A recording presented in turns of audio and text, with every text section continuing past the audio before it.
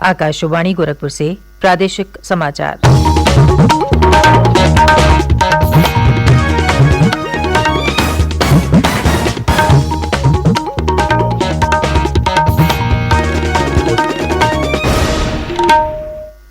नमस्कार, समाचार बुलेटिन के साथ मैं सुकीर्ति अस्थाना। पहले मुख्य समाचार।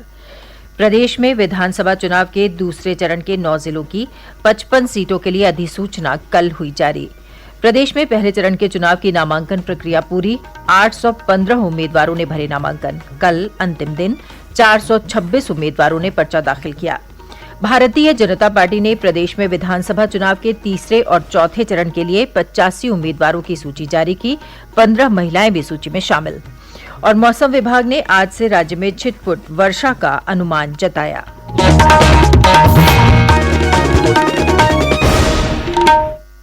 अब समाचार विस्तार से। प्रदेश में विधानसभा चुनाव के दूसरे चरण के मतदान के लिए कल अधिसूचना जारी होने के साथ ही नामांकन भरने की प्रक्रिया शुरू हो गई है। प्रदेश में 10 फरवरी से 7 मार्च के बीच 7 चरणों में मतदान कराया जाएगा। प्रदेश में 9 जिलों के 55 विधानसभा क्षेत्रों में दूसरे चरण का मतदान 14 फरवरी को होगा। ये जिले हैं सहारनपुर, बिजनौर, अमरोहा, मुरादाबाद, बरेली, रामपुर, संभल, बदायूं और शाहजहांपुर।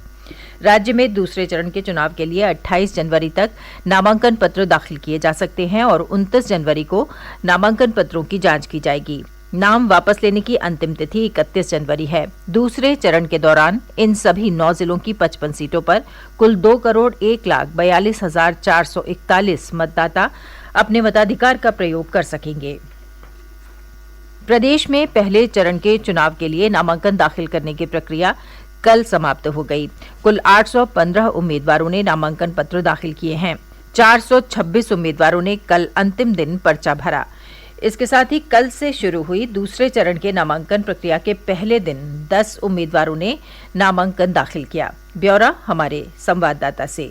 पहले चरण में 11 जिलों की 58 विधानसभा सीट के लिए वोट डाले जाएंगे। जिन जिलों में मतदान होना है वो हैं शामली, मेरठ, मुजफ्फरनगर, बागपत, हापुड़, गाजियाबाद, गौतम बुद्ध नगर, बुलंदशहर, मथुरा, आगरा और अलीगढ़। कोरोना संक्रमण के बढ़ते मामलों को देखते हुए निर्वाचन आयोग ने इस बार प्रत्याशियों को ऑनलाइन नामांकन भरने की सुविधा दी है। इससे प्रत्याशियों को नामांकन भरने में काफी सहूलियत हुई है। पहले चरण के चुनाव के लिए नामांकन करने वाले कुछ प्रमुख उम्मीदवार हैं। उत्तराखंड की पूर्व राज्यपाल बेबी रानी मौर्य, जो आगरा ग्रामीण विधानसभा सीट से भाजपा के टिकट पर चुनाव लड़ रही हैं। प्रदेश सरकार में कैबिनेट मंत्री श्रीकांत शर्मा, जो मथुरा से एक बार फिर चुनाव मैदान में हैं। संगीत सोम, जो सरधना मेरठ से एक बार फिर भाजपा के प्रत्याशी हैं। और समाजवादी पार्टी सरकार में मंत्री रहे शाहिद मंजूर, जिन्हें सपा ने मेरठ की किठौर सीट से फिर से अपना प्रत्याशी बनाया है। इसके अलावा भारतीय जनता पार्टी के राष्ट्रीय अध्यक्ष जेपी नड्डा ने आगरा में पार्टी के घर घर संपर्क अभियान का शुभारंभ किया। यहाँ पहले चरण में चुनाव होना है। उन्होंने ब्रज क्षेत्र की 40 विधानसभा सीट के पार्टी पदाधिकारियों के साथ बैठक भी की। वहीं लखनऊ में आयोजित एक कार्यक्रम में भाजपा नेता और केंद्रीय मंत्री अनुराग सिंह ठाकुर और मुख्यमंत्री योगी आदित्यनाथ ने पार्टी का चुनाव गीत यूपी फिर मांगे भाजपा सरकार भी लॉन्च किया। इसके अलावा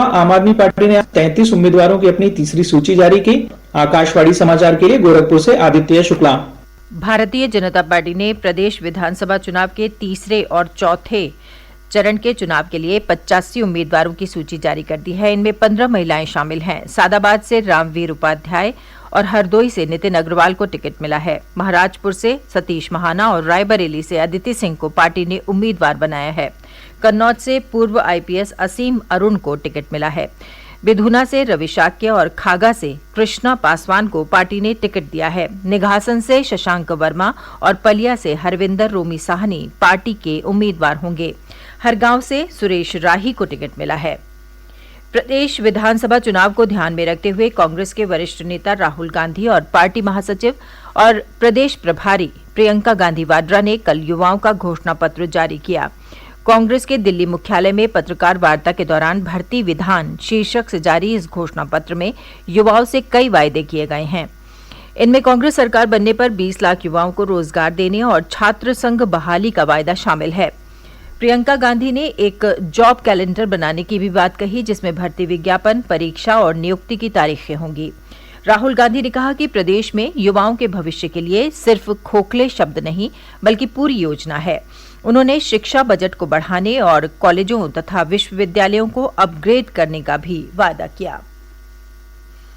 प्रादेशिक समाचार आप आकाशवाणी गोरखपुर से सुन रहे हैं। ये समाचार बुलेटिन हमारे YouTube channel AIR news Gorakhpur और ट्विटर हैंडल AIR_GKP पर भी उपलब्ध है। मुख्यमंत्री योगी आदित्यनाथ ने कहा है कि सावधानी, सतर्कता और टीकाकरण ही कोविड नियंत्रण का आधार है। कल लखनऊ में कोविड संक्रमण की समीक्षा बैठक में उन्होंने कोविड प्रोटोकॉल का पूरी तरह पालन सुनिश्चित करने के निर्देश दिए। उन्होंने कहा कि प्रदेश में प्रतिदिन औसतन 25 लाख लोगों का कोविड टीकाकरण किया जा रहा है। निर्वाचन ड्यूटी में लगे कार्मिकों को एहतियाती डोज दिए जाने को भी सुनिश्चित किया जा रहा है। बैठक में बताया गया कि पिछले 36 घंटों में राज्य में कोरोना संक्रमण के 16,142 नए मामले सामने आए और 17,600 लोग उपचार के बाद ठीक हुए। देश में अब तक 160 करोड़ 43 लाख से अधिक कोविड रोधी टीके लगाए जा चुके हैं। स्वास्थ्य मंत्रालय ने कहा है कि एक दिन पूर्व 70,49,000 से अधिक टीके लगाए गए। स्वस्थ होने की दर 93.5% है। पिछले 36 घंटों में 2,51,000 से अधिक लोग ठीक हुए हैं। देश में अब तक 9,692 ओमिक्रॉन के मामलों का पता चला है। प्रदेश में कोविड रोधी टीके लगाने का कार्य तेज गति से चल रहा है। टीकाकरण के लिए पात्र आबादी में से अब तक 96% से अधिक लोगों को टीके की पहली डोज लगाई जा चुकी है, जबकि 63% से अधिक लोगों को दोनों डोज लगाई गई हैं। राज्य में अब तक 24 करोड़ 44 लाख से अधिक टीके लगाए गए हैं। 15 से 18 आयु वर्ग के 70,92,000 से अधिक किशोरों को कोविड से बचाव का टीका लगाया जा चुका है। वहीं 6,52,000 से अधिक स्वास्थ्य कर्मियों, अग्रिम पंक्ति के कार्यकर्ताओं और वरिष्ठ नागरिकों को एहतियाती डोज लगाई गई हैं। परीक्षा पे चर्चा कार्यक्रम के 5वें संस्करण में भाग लेने की अंतिम तिथि 27 जनवरी तक बढ़ा दी गई है। प्रधानमंत्री नरेंद्र मोदी ने इस अनूठे परीक्षा पे चर्चा कार्यक्रम की परिकल्पना की है, जिसमें देश विदेश के विद्यार्थी, माता पिता, अभिभावक और शिक्षक उनके साथ बातचीत कर सकते हैं। शिक्षा मंत्रालय ने बताया कि इस कार्यक्रम का आयोजन पिछले वर्ष की तरह ऑनलाइन माध्यम से किया जाएगा। कक्षा 9 से 12 तक के विद्यार्थियों, शिक्षकों और अभिभावकों का चयन ऑनलाइन प्रतियोगिता के माध्यम से किया जाएगा। प्रदेश में कड़ाके की ठंड का दौर जारी है। सर्द हवाएं चलने के कारण तापमान सामान्य से नीचे बना हुआ है। आज सुबह के समय कई इलाकों में घना कोहरा छाया रहा।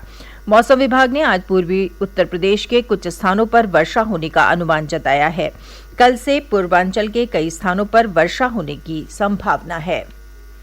नई दिल्ली स्थित इंडिया गेट पर अमर जवान ज्योति को कल राष्ट्रीय समर स्मारक की ज्योति के साथ मिलाया गया। इस अवसर पर आयोजित समारोह की अध्यक्षता एकीकृत रक्षा स्टाफ प्रमुख राधा कृष्णा ने की। ब्रिटिश शासन के दौरान विश्व युद्ध में प्राणों की आहुति देने वाले 70,000 सैनिकों के सम्मान में इंडिया गेट का निर्माण किया गया था। 1931 में इसका उद्घाटन किया गया। 1971 में भारत पाकिस्तान युद्ध के बाद अमर जवान ज्योति की स्थापना हुई। इंडिया गेट परिसर में राष्ट्रीय समर स्मारक का निर्माण किया गया और फरवरी 2019 में इसका उद्घाटन किया गया। प्रधानमंत्री नरेंद्र मोदी ने कहा है कि इंडिया गेट पर नेताजी सुभाष चंद्र बोस की ग्रेनाइट से बनी भव्य प्रतिमा स्थापित की जाएगी। श्री मोदी ने ट्वीट संदेशों में कहा कि ये नेताजी के प्रति भारत के ऋणी होने का प्रतीक होगा।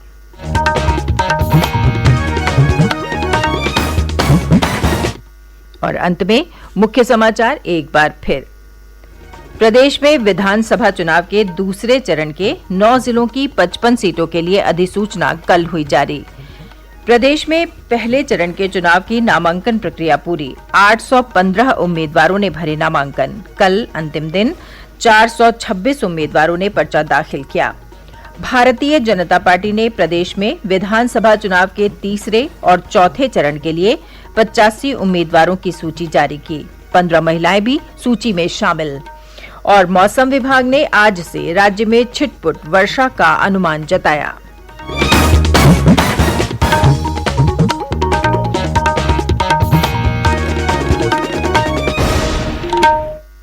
इसके साथ ही ये समाचार बुलेटिन समाप्त हुआ। नमस्कार।